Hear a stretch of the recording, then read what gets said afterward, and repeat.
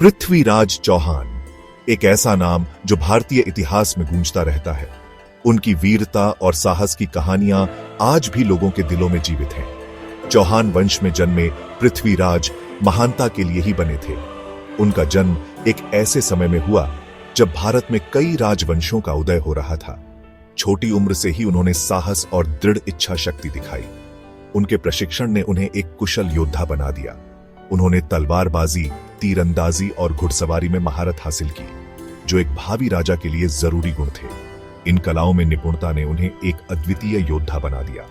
दिल्ली और अजमेर में उनका राज्य उत्तर भारत में एक शक्तिशाली साम्राज्य था। उनके शासनकाल में इन क्षेत्रों ने अपार समृद्धि और शांति देखी।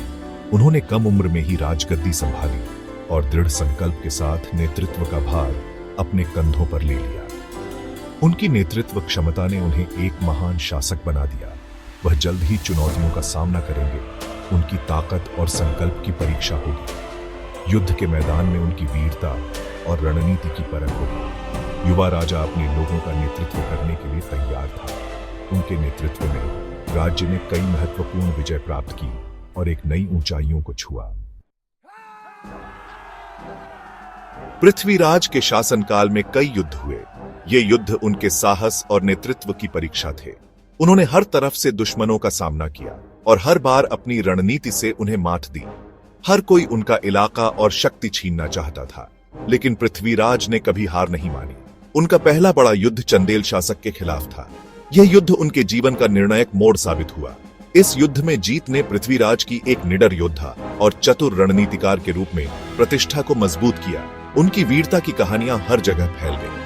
उन्होंने बहादुरी और चतुराई से अपनी सेना का नेतृत्व किया। उनकी योजनाएं हमेशा दुश्मनों को चौंका देती थीं। लोगों ने उन्हें नायक के रूप में सम्मानित किया और उनकी वीरता की कहानियां गाई जाने लगी। आक्रमणों के तूफान के खिलाफ अपना रक्षक माना। उन्होंने अपने राज्य को सुरक्षित रखने के लिए हर संभव प्रयास किया। उनकी प्रसिद्धि दूर दूर तक फैल गई। पृथ्वीराज चौहान का नाम इतिहास के पन्नों में अमर हो गया।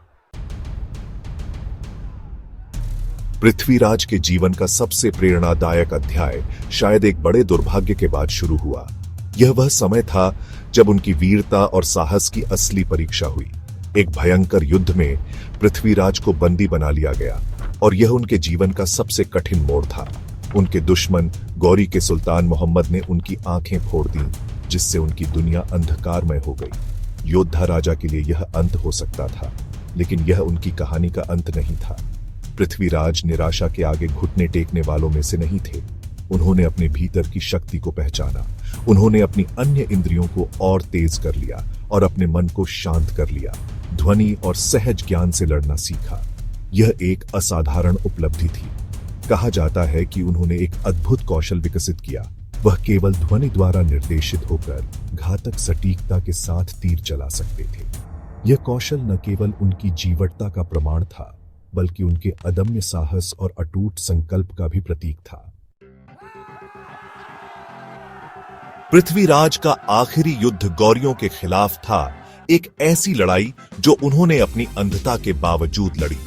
सटीक जानकारी पर मतभेद हो सकते हैं, लेकिन इसमें कोई शक नहीं कि राजा ने असंभव परिस्थितियों में अविश्वसनीय साहस दिखाया। हालांकि वह उस युद्ध में गिर गए, लेकिन उनकी कहानी वहीं खत्म नहीं हुई। वह एक किंवदंती बन गए, लचीलेपन और अदम्य मानवीय भावना के प्रतीक। सदियों बाद भी पृथ्वीराज चौहान प्रेरित करते रहते हैं, साहस और दृढ़ संकल्प की स्थायी शक्ति का प्रमाण।